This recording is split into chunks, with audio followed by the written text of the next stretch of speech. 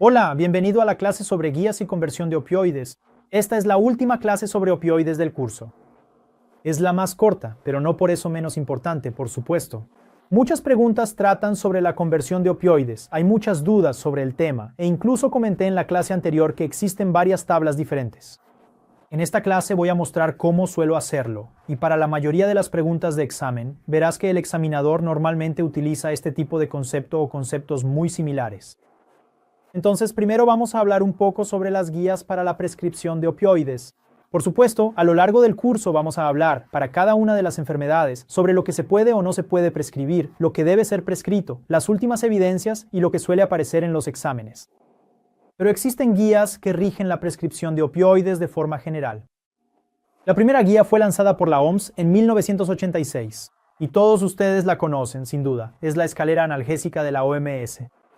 En el primer escalón, para dolores más leves o poco refractarios, se utilizan analgésicos simples, como paracetamol, dipirona y antiinflamatorios. En el segundo escalón, para dolores moderados o ya un poco más refractarios, se utiliza un opioide débil, como tramadol o codeína. En el tercer escalón, para dolores intensos o muy refractarios, se retira el opioide débil y se utiliza un opioide fuerte, como por ejemplo la morfina y otros opioides potentes. Recordando que a lo largo de toda la escalera se pueden usar adyuvantes, técnicas intervencionistas y técnicas no farmacológicas. Esta es la escalera analgésica del Ministerio de Salud. Y de la forma en que está presentada la escalera analgésica, también puedes pensar, vaya, ¿solo puedo prescribir opioides después de que el paciente sea refractario a los analgésicos simples y antiinflamatorios? Y esa es una forma de pensar, al menos en algunos tipos de dolor, sí. Por eso, estas guías no están organizadas al 100%.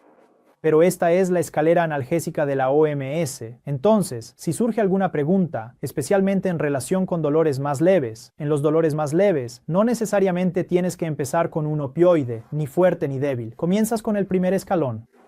Para dolores moderados o intensos, ya está permitido que comiences con un opioide, ya sea débil o fuerte, en dosis bajas. Entonces la pregunta ya no tiene tanto sentido, pero si se trata de una pregunta sobre un dolor más agudo o incluso crónico pero más leve, tal vez el examinador esté esperando como respuesta de tu parte. La escalera analgésica. No necesito empezar con el opioide si el dolor no es relativamente refractario. La OMS, además de la escalera analgésica, establece 6 orientaciones para la prescripción de opioides, 6 criterios extremadamente genéricos y muy comentados para la prescripción de opioides. Hay muchos artículos sobre estos 6 criterios. Creo que es importante incluirlos en esta clase, aunque sean hasta obvios, suelen aparecer en los exámenes. Entonces, ¿cuáles son los criterios de la OMS que debes considerar al prescribir un opioide?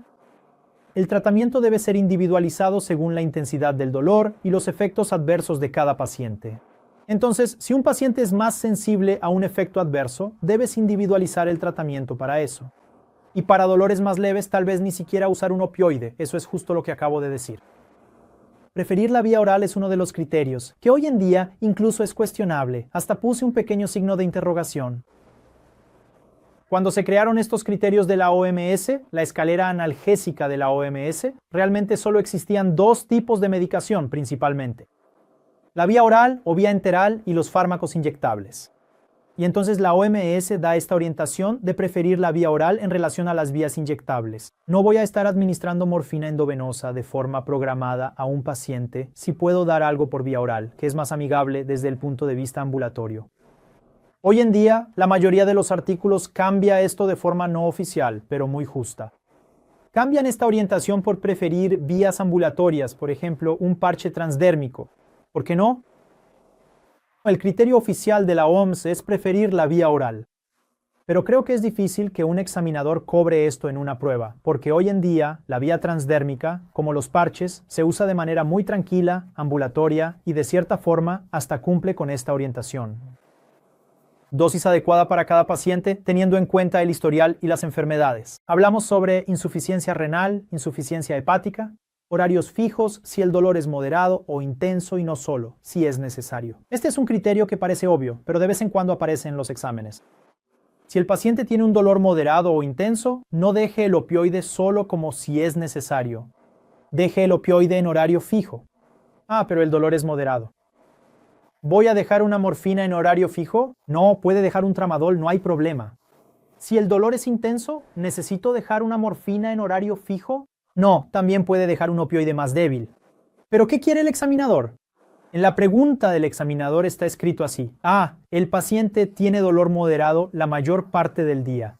La alternativa de respuesta es antiinflamatorio y paracetamol. No, tiene que haber un opioide, dolor moderado o intenso según la OMS. Estoy de acuerdo en que, en la práctica, puedes hacer un pequeño bloqueo, una medida no farmacológica, intentar un día con dipirona, antiinflamatorio, está bien. Pero esos son los criterios de la OMS y eso es lo que va a caer en el examen. Entonces, el examinador está buscando una respuesta en ese sentido. Para dolor moderado, probablemente quiere que respondas con un opioide débil en horario fijo. Para dolor intenso, probablemente quiere que respondas con un opioide fuerte en horario fijo. Además del opioide, si es necesario.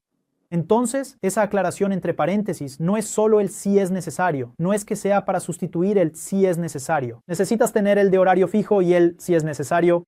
Y hay un detalle: si administras un opioide débil en horario fijo, puedes usar tanto un opioide débil como uno fuerte, si es necesario, sin problema. Si administras un opioide fuerte en horario fijo, no puedes usar un opioide débil, si es necesario. Entonces, por ejemplo, un paciente con morfina en horario fijo, no puedes dejar tramadol como si fuera necesario. Incluso en la práctica clínica puede que lo hagas, pero en el examen no. Entonces, si un paciente está usando un opioide fuerte en horario fijo, tramadol si es necesario, o codeína si es necesario, no se considera correcto. Con una excepción, tal vez la buprenorfina. Pero ahí es la excepción de la excepción de la excepción. Creo que eso no será cobrado en el examen. Sopesar los efectos adversos. Entonces, cuando administro el opioide, necesito sopesar si el paciente va a tener mucha constipación o no, si ya tiene otros antecedentes que empeoren la constipación. Y la importancia de la adherencia al tratamiento, evitar la recurrencia del dolor. Entonces, la importancia de la adherencia para que puedas tratar o incluso evitar una sensibilización dolorosa. Es importante que dediques un tiempo de la consulta para explicar que el paciente debe adherirse a su tratamiento para tratar la sensibilización, mejorar el dolor, mejorar su funcionalidad y poder realizar la rehabilitación. Entonces, estos son los 6 criterios para prescribir opioides según la OMS. De alguna manera siempre aparecen en los exámenes. Normalmente es una respuesta hasta obvia, esas preguntas consideradas fáciles, pero es bueno que lo hayas visto al menos una vez en la vida y que hayamos conversado sobre esto. ¿Cuáles son las principales guías entonces para la prescripción de opioides? Vamos a pasar rápidamente por los principales tipos de dolor, síndromes dolorosos. Dolor agudo. Dolor agudo. Imagina dolor postoperatorio, dolor postraumático, sala de emergencias. Los opioides todavía se usan mucho, pero existe una tendencia a reducir su consumo. Recordando que la mejor evidencia hoy en día para el dolor agudo es una analgesia ahorradora de opioides, no necesariamente eliminar todos los opioides, sino ahorrar opioides, multimodal y preventiva, principalmente cuando hablamos de dolor postoperatorio. En el dolor crónico o oncológico, los opioides siguen siendo el principal pilar del tratamiento terapéutico en la mayoría de los casos. Por supuesto que se utilizan muchos adyuvantes, muchas intervenciones, pero en el dolor oncológico, los opioides siguen siendo el principal pilar. En el dolor crónico, neuropático, los opioides no son la primera línea de tratamiento. Dependiendo de la guía, están en la segunda o tercera línea. De forma práctica, ¿dónde se encuentran? Debes usar un gabapentinoide o un antidepresivo. Después, asocias lo que no hayas utilizado. Entonces, si usaste un gabapentinoide, usas un antidepresivo. Si usaste un antidepresivo, usas un gabapentinoide. Entonces, una combinación entre gabapentinoides y antidepresivos. Y solo entonces vas a considerar usar un opioide. Y aún así, ese opioide no es cualquier opioide. En general, se prefieren opioides débiles atípicos. La gran mayoría de las guías mencionan tramadol y algunas citan tapentadol o metadona. Dolor crónico nociceptivo. El uso es discutible. ¿Qué es eso? Dolor crónico nociceptivo, osteoartritis, osteoartrosis, como se decía antes. Dolor lumbar crónico mecánico. Dolores crónicos nociceptivos. El uso es discutible. Si usas un opioide para el dolor benigno, dolor no oncológico, crónico, hasta hace un tiempo esto se consideraba totalmente incorrecto. Hoy en día, incluso se considera correcto que, para dolores muy refractarios, nociceptivos, crónicos, por ejemplo, en la osteoartrosis, se puedan utilizar, sí, las dosis mínimas necesarias de opioide, con el objetivo de reducir al menos un 30% del dolor, una reducción significativa del dolor. Que el paciente utilice esa reducción para rehabilitarse, mejorar su calidad de vida, y entonces sí, se suspenderá el opioide, ¿de acuerdo? Entonces, la mayoría de las guías para el dolor crónico nociceptivo están en ese punto. Hoy en día, dolor crónico, nociplástico, fibromialgia, migraña, síndrome de dolor regional complejo, en general está contraindicado excepto en situaciones puntuales. Si tengo un paciente con fibromialgia que se cayó y se fracturó el fémur, entonces ya no tiene solo un dolor nociplástico, ahora tiene un dolor agudo por fractura. Es un dolor nociceptivo agudo por fractura. En ese caso está bien, pero para el dolor nociplástico en sí, en general, su uso está contraindicado. Entonces, ¿qué está contraindicado? El uso de opioides para dolores nociplásticos. Asociaciones de un agonista con un antagonista, por ejemplo, nalbufina junto con morfina, ambos administrados en horario fijo. O uno en horario fijo y el otro si es necesario. Peor aún, ¿verdad? Usas morfina en horario fijo y si es necesario usas nalbufina y cancelas todo el efecto de la morfina que estabas usando. No se debe usar, ¿verdad? Existe una excepción, que es la asociación de oxicodona con naloxona por vía oral, que mencioné en la clase anterior, donde la naloxona no se absorbe, solo tiene un efecto local en el intestino. Pero normalmente no se asocia un agonista opioide con un antagonista opioide.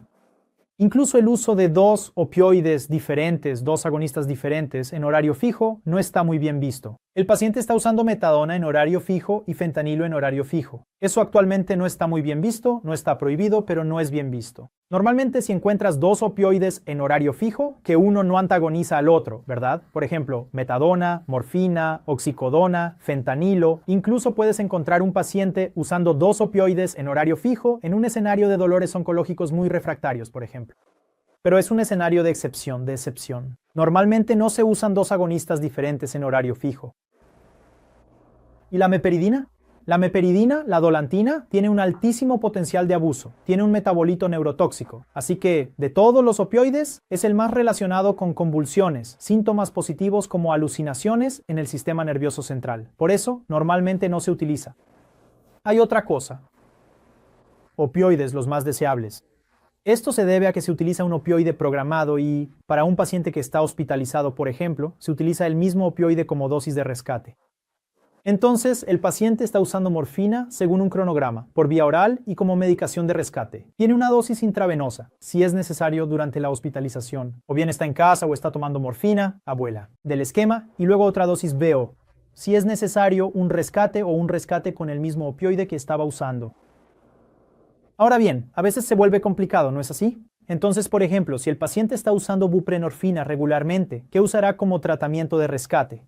En Brasil no tenemos otra forma de buprenorfina que sea sublingual u oral. Entonces está bien, terminas dando una morfina como rescate, por ejemplo.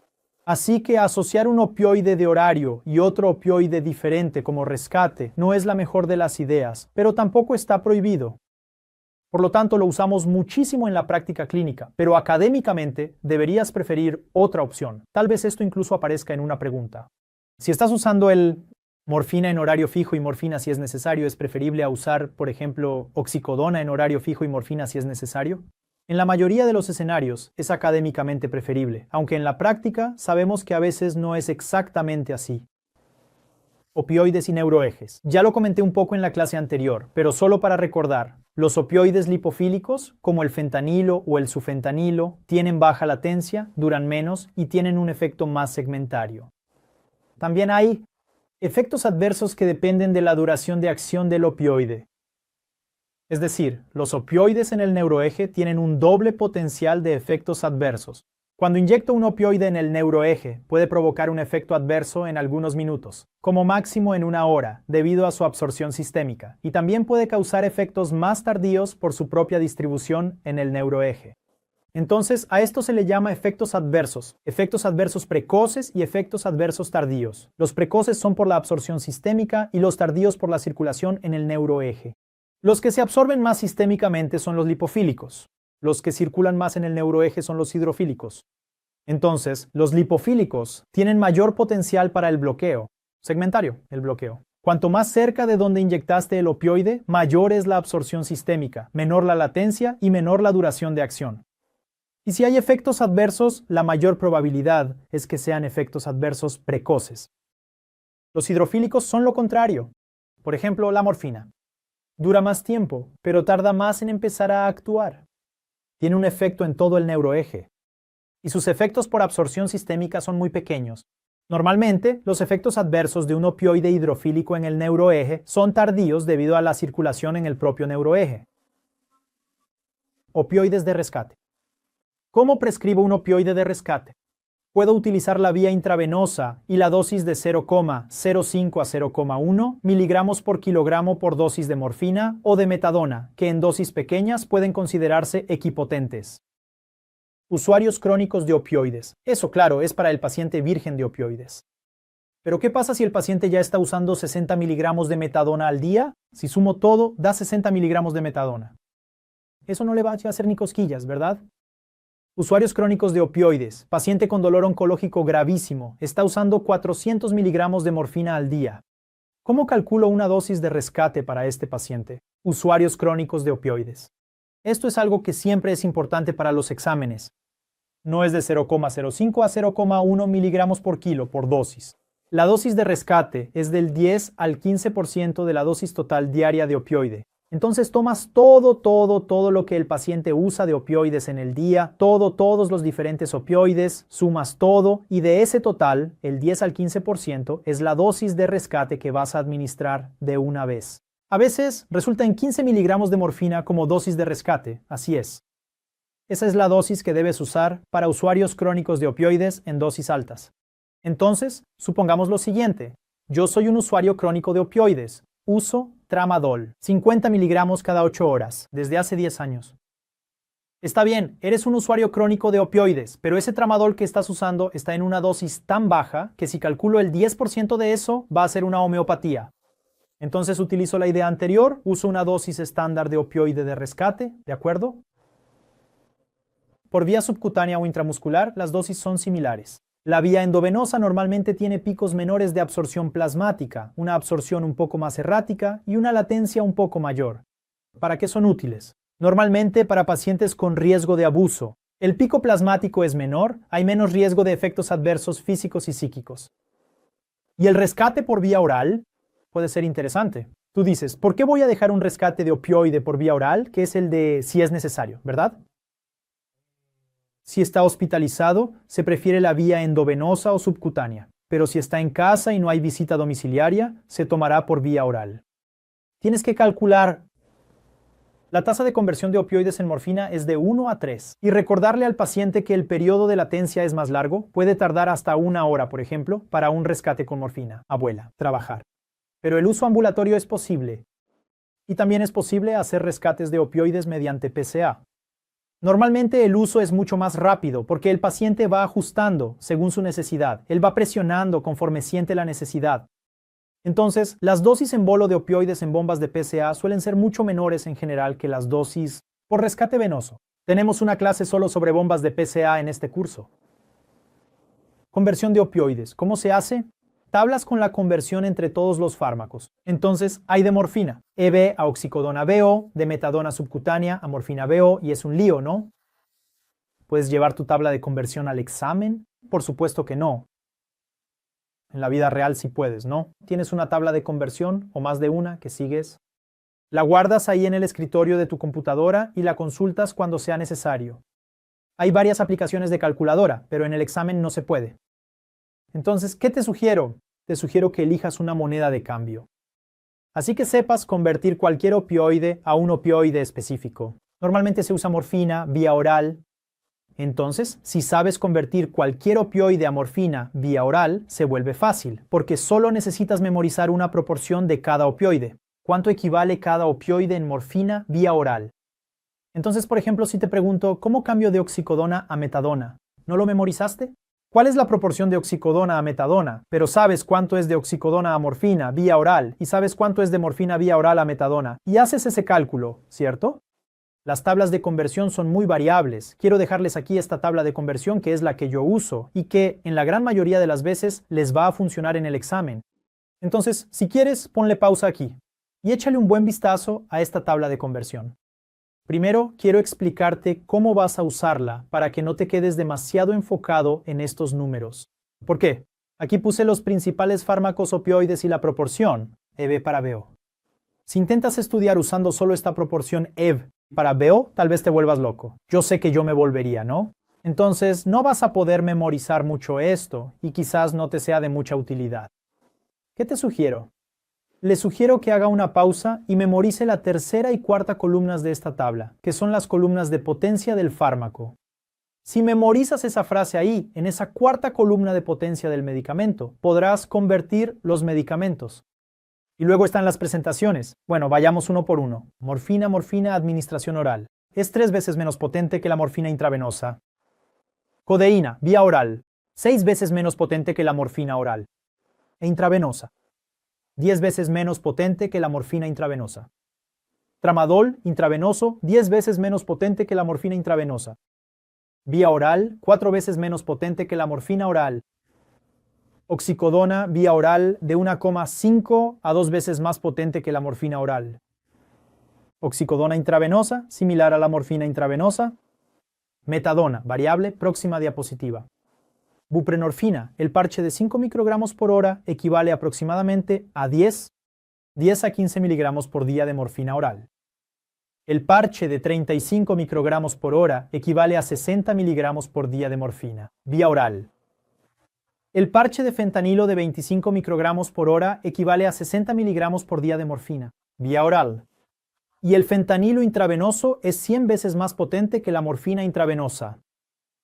El tapentadol de liberación controlada, 2 veces y media a 3 veces, normalmente se usa 2 veces y media menos potente que la morfina, vía oral. Eso es todo. Puede parecer complicado y, muchas veces, como si fuera solo memorizar mucho, pero esas frases de la cuarta columna, al menos para mí, son buenas para que las memorices y puedas hacer tus cálculos de conversión de opioides.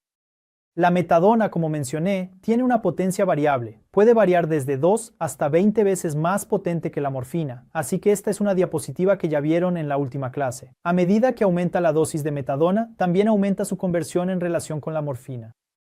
Un consejo práctico. En la gran mayoría de los casos, si el paciente está usando una dosis razonable de opioide y vas a convertir a metadona, por lo general, se usa 5 miligramos cada 8 horas. Pero no tomes esto como una regla absoluta.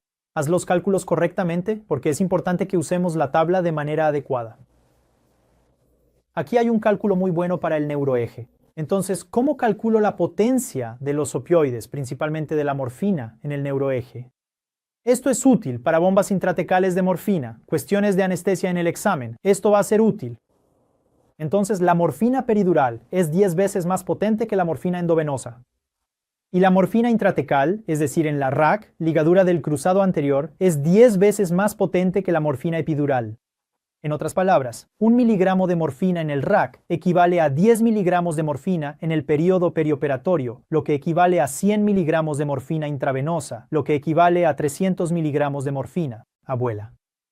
Como la morfina en el neuroeje dura hasta 24 horas, esta dosis es diaria. Entonces, por ejemplo, si inyecto 10 miligramos de morfina epidural, aunque nadie va a hacer eso, normalmente las dosis son mucho menores. Pero si inyecto 10 miligramos de morfina epidural, equivale a que el paciente use 100 miligramos de morfina en un día entero. Intravenosa, ¿cierto? Esto es solo para que sepas cómo hacer este cálculo en cuestiones de anestesia o en cálculos de bomba intratecal de morfina. ¿Cuándo necesito cambiar un opioide, rotar un opioide? Se habla mucho del término rotar. Mucha gente dice, claro, si el opioide anterior no está funcionando. Y sí, pero no es tan simple así. Hoy existen 6 criterios para rotar el uso de opioides. Y esta es la versión resumida. Hay algunos artículos que mencionan muchos otros que se pueden acoplar aquí. Pero si te enfocas en estos 6, vas a conocer gran parte de los criterios para rotar el opioide. El efecto insuficiente, por ejemplo, tengo una variabilidad individual. Entonces, tramadol. A mí no me funciona bien, pero la codeína sí funciona. Eso es una variabilidad individual. En el promedio de las personas, la codeína es incluso peor, lo vieron en la clase anterior. La probabilidad de que funcione en promedio es aún peor. Pero individualmente eso no es cierto. Individualmente ese soy yo.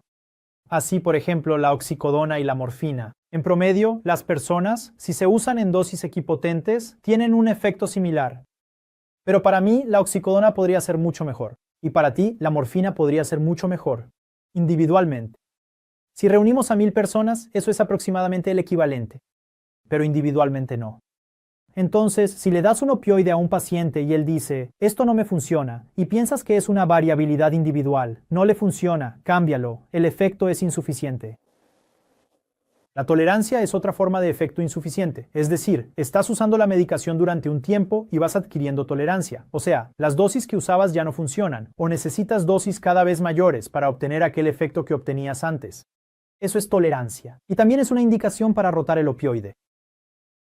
Analgesia suficiente. Entonces el paciente está bien del dolor, pero tiene muchos efectos adversos.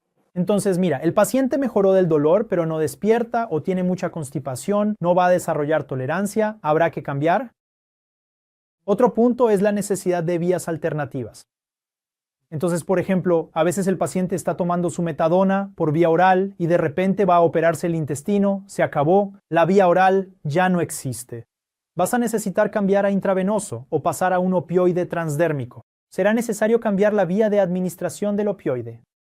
Interacción con otros fármacos. Entonces a veces el paciente está bien y de repente descubre que tiene VIH y empieza a usar antirretrovirales, o descubre que tiene tuberculosis y comienza el tratamiento para la tuberculosis, la situación se vuelve muy errática. La absorción de la metadona es mejor que la cambies. Cambio clínico del paciente. El paciente está bien y de repente presenta insuficiencia renal. Necesitas cambiar el opioide, o si hay una insuficiencia hepática. Y una no aceptación por parte del paciente. Por cualquier motivo, ¿no? Cuestiones de prejuicio, en fin, racionalizaciones, costo, ¿no? A veces dice, vaya, ese parche de fentanilo que me recetaste es excelente, pero me dieron de alta del hospital y no pude comprarlo, porque esos parches son realmente más caros. Entonces, ¿vamos a cambiarlo? A veces es una no aceptación por parte del paciente. ¿Y los riesgos? Cuando cambio el opioide, tengo un efecto mayor o menor con el nuevo opioide. En el promedio de las personas, las tablas de equipotencia de opioides están calculadas para que, en promedio, el efecto sea igual. Pero individualmente, el efecto es diferente. Entonces, cuando cambias el opioide, hiciste lo mejor posible con el cálculo. Hiciste el cálculo correctamente y todo, pero el nuevo opioide puede ser mejor para el paciente o puede ser peor. Entonces, él puede aumentar el riesgo de intoxicación, aumentar el riesgo de que tenga dolor. ¿Por qué sucede esto? Por la sensibilidad individual, cada persona tiene diferentes subtipos de receptores que van a dar una mejor o peor respuesta a un tipo u otro de opioide. Esto es lo que llamamos tolerancia cruzada incompleta entre los opioides. Entonces, esto es muy importante. En la práctica clínica, cuando cambiamos entre diferentes opioides, por lo general se reduce entre un 25% y un 50% de la dosis. Entonces, supongamos que quiero cambiar de morfina a oxicodona. ¿Uso la tabla para calcular la dosis equipotente correctamente y es esa la dosis que le voy a dar al paciente? No, voy a administrar una dosis entre un 25% y un 50% menor. Exactamente. Entonces, son dos preguntas diferentes que un examinador en un examen puede hacerte y realmente es una pregunta capciosa. ¿A cuánto equivale? ¿10 miligramos de oxicodona equivalen a cuánta morfina? ¿A cuánto equivale? La oxicodona es 1,5 o 2 veces más potente que la morfina. Entonces, 10 miligramos equivalen a 15 o 20 miligramos de morfina. Esa es la respuesta, 15 o 20 miligramos de morfina. Mira, él preguntó a cuánto equivale. Si lo pregunta de otra manera, el paciente está usando 10 miligramos de oxicodona al día. Y si quieres cambiar a morfina, ¿cuánto prescribirías? Esa ya es otra respuesta, porque tienes que llegar a los 10 o 15 miligramos de morfina y restar de 25 miligramos, al 50% de la dosis. ¿Lo entiendes? Son preguntas diferentes. Cuidado de no caer en una trampa como esa. Entonces, la última diapositiva de esta clase son ejercicios en realidad de conversión de opioides. Entonces vas a ver el opioide a cambiar, que es cuánto está usando el paciente de opioide y hacia cuál quieres cambiar. Y ahí vas a hacer los cálculos. ¿Cuánto equivale realmente eso y cuánto prescribirías para que lo internalices y lo pruebes tú mismo? Son preguntas diferentes. ¿A cuánto equivale 5 miligramos de morfina cada 4 horas en metadona? ¿O cuánto prescribirías de metadona si el paciente está usando 5 miligramos de morfina cada 4 horas y quieres hacer el cambio? Son preguntas diferentes, porque en la segunda columna tendrás que tomar el resultado de la primera y reducirlo entre un 25% y un 50%. Entonces te sugiero que pauses ahora porque ya voy a pasar la diapositiva y aparecerán las respuestas, que hagas tus cálculos y uses la tabla de algunas diapositivas anteriores.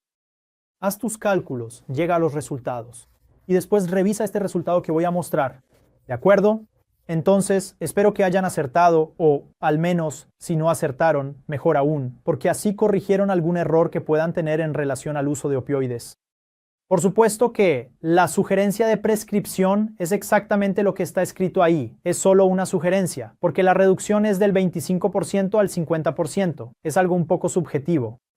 La equivalencia no, la equivalencia es algo más objetivo, pero la sugerencia de prescripción tiene un rango en el que puedo reducir, así que es solo una sugerencia. Espero que les haya gustado, gracias.